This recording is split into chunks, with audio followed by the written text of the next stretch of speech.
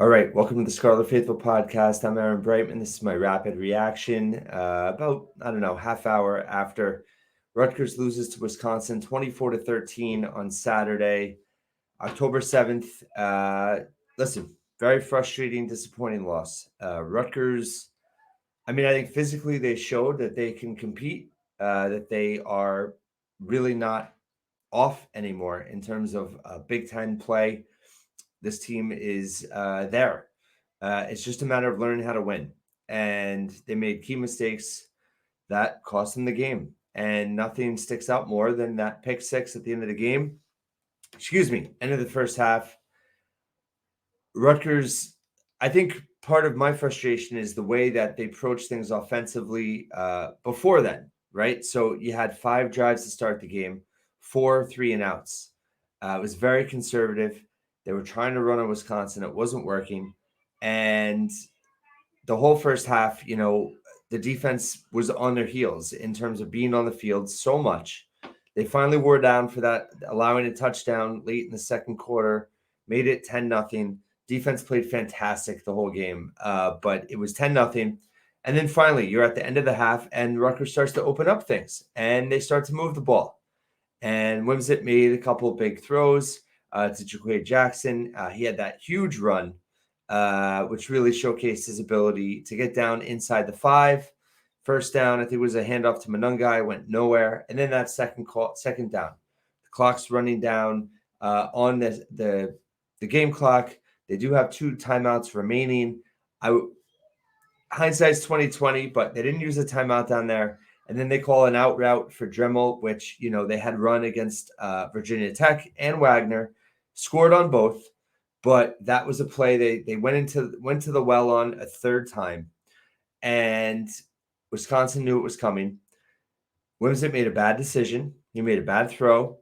Hullman jumped the pass, took it back 95 yards. So Wimsatt's certainly to blame for that play. But the first half to me, offensively, I was just very frustrated with the coaching staff. I thought that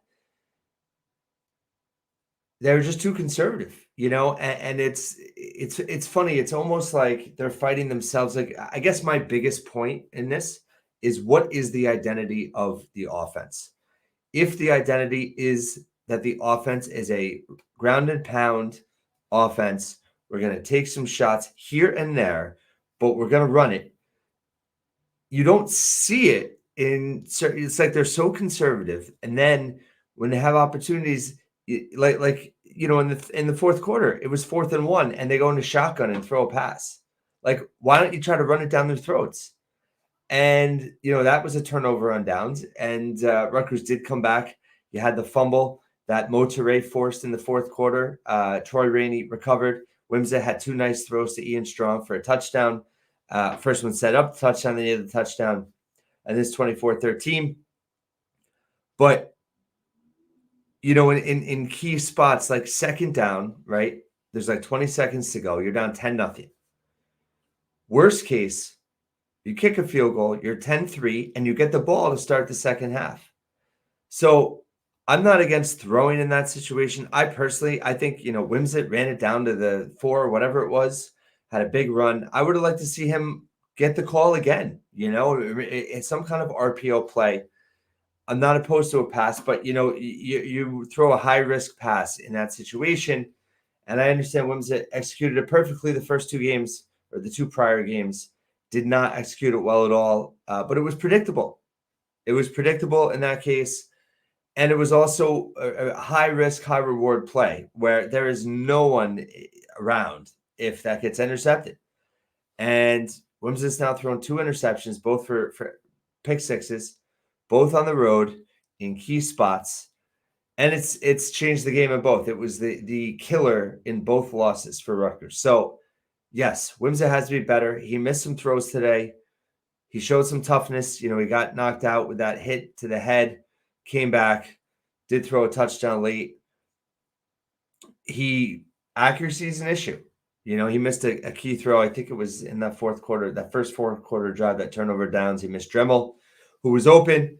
But, I just the head hunting in terms of going after Wimsett and saying he's not good enough and he's terrible. I mean, it's I think it stinks. I think it stinks. I think giving up on him is silly.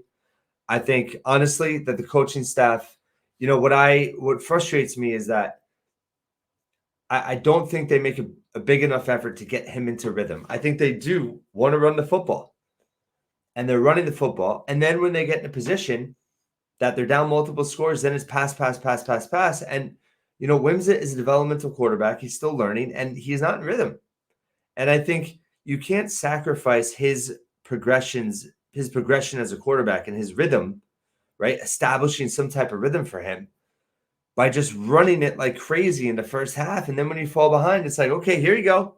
We're going to throw it a ton now, and he's not so accurate. He does make some big plays. He has had some big throws today. But then, I don't know. I don't think they're doing him any favors. And I think that it goes back to identity. David Anderson, I had it on the podcast. He was talking about Jashawn Benjamin being the key to this game based on, Wisconsin struggling against small, speedy backs. And the staff, I think thought the same thing because they utilized him a lot with Monangai. Benjamin was clearly the number 2 back in this game. Just looking up stats real quick. What did Benjamin do? He had, just 4 carries for 13 yards. Monangai had 8 carries for 16 yards. Sam Brown had 0 carries. And that, to me, again, goes back to identity. If you're going to be a running team and Sam Brown is getting 0 carries, he was out there in the fourth quarter. Maybe he's not healthy 100%. Maybe they feel he's not 100% back. I'm not quite sure. But I am sure that I would have liked to see him get some carries against Wisconsin. I don't know, and it's easy to question the coaching staff. It's easier to rip Wimsett, which a lot of people are doing. And obviously, the coaching staff was doing what they thought gave them the best chance to win. But it is a little puzzling in terms of what the identity is supposed to be for this team. If you're, such a run-heavy team, you would think that Sam Brown would be part of the plans at this point. I thought the play call to Aaron Young on that touchdown by Evan Simon was a tremendous play call. I've been wanting to see that a lot, and Aaron Young is so good catching balls out of the backfield, and it was perfect play call at that time. So you have to hand it to Straka on that one. Evan Simon, hat tip to him, coming off the bench cold, completing 2 passes right away to Isaiah Washington, to the Young for the touchdown. He did a tremendous job. There were certainly some encouraging moments from this team. I mean, the heart and fight of this team. Listen, you go down 17-0 at the half when it could have been a 1-score game. In years past, Rutgers would have fallen apart. They would have fallen apart, and they didn't. And they got a score. Special teams has struggled badly. Bad snap on the extra point. Patel missed it. Appleby struggled punting. Wisconsin had a lot of good field position in this game. And they made it 17-6. Wisconsin goes down, does get a score when they needed to. But Rutgers kept fighting. They were in the red zone twice in the fourth quarter. They got 1 touchdown. They turned it over in downs on the second one. But again, that 4th and 1, and you're in shotgun throwing a pass. Like, Sam Brown couldn't have run 2 yards in that play?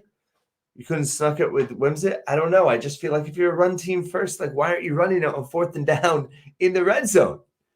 It just seems a little strange to me. So, but, listen, this team fought. Physically, they showed up. It was a frustrating, disappointing loss because you lose by 11 points in a game that you had a 10-point swing and the last, that pick six and then the missed extra point. I mean, you're right there. Obviously, the second half goes differently, right, in terms of the flow. If Rutgers is only down 10-3, 10-7, you can't, say it goes. You don't know what's going to happen. But, Rutgers was in this game. They fell behind. They kept fighting. They got back into it somewhat. It was never, super close, but it was close enough that you question that if a couple things had gone differently, this team was, had a chance. The defense was fantastic. They had more sacks in Wisconsin. They had 2 sacks. Wisconsin had 1. They had forced 2 turnovers. Wisconsin had 1. There were some penalties early on. There was a pass interference. One on Melton seemed questionable. The targeting penalty that got picked up on the Wimsett hit That seemed questionable, but the officials did not. It was not the reason for why Rutgers lost. Rutgers lost because of not being able to seize opportunities and making key mistakes. And it was frustrating for sure to see. Let's see, Ian Strong, great to see him. 4 catches, 45 yards, and a touch. Washington, 53 yards, 3 catches. Jackson had 3 catches for 46 yards. Langan had a big 30-yard catch. He had 2 for the game. Like I said, Young had that touchdown. Benjamin had 2 catches for 10 yards. Ofuri had another one.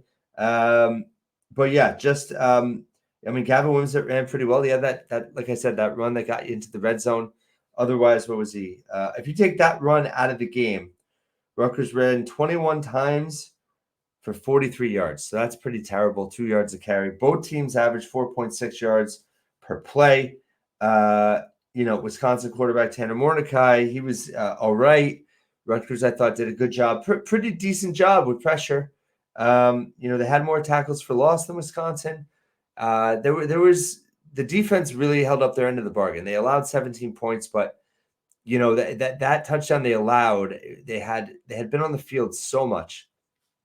And I thought all in all, the defense really showed up. Flip Dixon is amazing. He played so well. I mean, what a great transfer addition. Monterey played really well. The linebackers, once again, I thought were pretty good. Just trying to see if I missed anything in terms of notable defensive stats. Wesley Bailey had 2 tackles for loss, 2 sacks in the game. I was hoping I actually put him as my X factor in my Q&A with Badger Notes. I thought his closing speed would be a problem for Wisconsin, and it was. So he played well. But, all in all, Teray, aside from the forced fumble, had a QB hit. Keontae Hamilton had a QB hit. He had 4 tackles. That was a big game for him. Isaiah Eaton was showed up some. So, and they were out without Rene Conga today, which hurt. But, I get it. I'm frustrated. It was disappointing because they were in this game. But I think you also have to realize that that's encouraging too, right? We're frustrated and disappointed because Rutgers could have won this game. And in years past, you couldn't have said that. So that's something. I know not everybody agrees with that sentiment, but the bottom line is you have 2 very winnable games to come home to now. Was Michigan State on Saturday. They are coming off a bye. And then you play at Indiana the week after. So everything's on the table for Rutgers to get to a bowl game. You could be 6-2 2 weeks from now. I could be on this recording. You could be listening to it 2 weeks from now, and Rutgers could be 6-2 and bowl eligible. And that would be an unmitigated, an unquestionable success for the season. So every loss is painful. This one was painful because Rutgers was in it. And I think the biggest issue going forward, the defense is legit. You have to find an identity for your offense. What is the offense going to be? And I'm saying I think you should let Wimsatt throw more, take chances, but it's got to be in the flow of the game. It can't be when you're down 2 scores or 17-0, and then you throw. You're going to look at the stats and say, oh, Rutgers threw more than they ran. But they ran the ball the whole first half, and they couldn't move it. So it just doesn't – I don't know. I just think you need more balance in that regard. It's and I thought that, yes, we need Wimsatt to be better, but he needs experience in the game. It can't just be we're down 2 scores, let it ride. You're going to be inaccurate in all passing downs. You're going to be you're facing a defense that's expecting to pass in every play. Take that into account. What was his completion percentage? What would it be if you're balancing pass and run in the first half? When you're mixing it up, when you're helping his cause to maybe catch the defense off guard a little bit. When you're just, slinging it, when everybody expects you to sling it because you're down 17-0, it's harder. It's harder. So, listen, Wimsatt's got to get better, but to give up on him is a joke. Sorry. It is. Kudos to Evan Simon. Stud, really. I mean, what an awesome performance from him to come into the game and do that.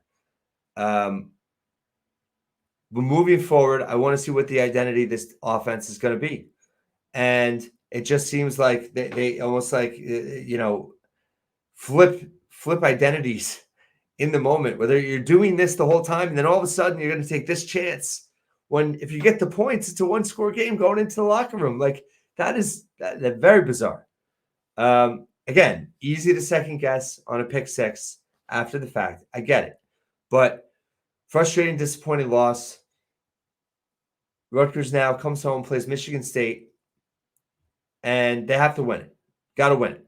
If you make these kind of mistakes, if you have these kind of issues against them and you blow that game, that's where we're going to be talking, in a different way, and just in terms of the ceiling of the season will be lowered, right? This is not yes, the ceiling would have raised if they won this game. It does not lower based on reasonable expectations going into the season. No one expected them to win at Wisconsin. They were 13-point underdogs going into this game. They covered, by the way, again, but I don't know how many people care, but they did. But my point is, this doesn't change the fact that if you beat Michigan State and Indiana, you go bowling. And I just think Wims has shown enough that you got to keep developing them. You got to keep going. And I think they need to really have a hard look on how they can change their approach or tweak their approach in terms of getting him into rhythm better. So if you are down 10, it's a little bit different than just, it's just frustrating. But thank you for listening and watching once again. And hopefully you saw it. If you didn't see it, I have my recap up. If you read, I hope you read it anyway. And I'll have plenty of post-game coverage the rest of the night. But thank you for listening and watching the Scholar Faithful podcast once again.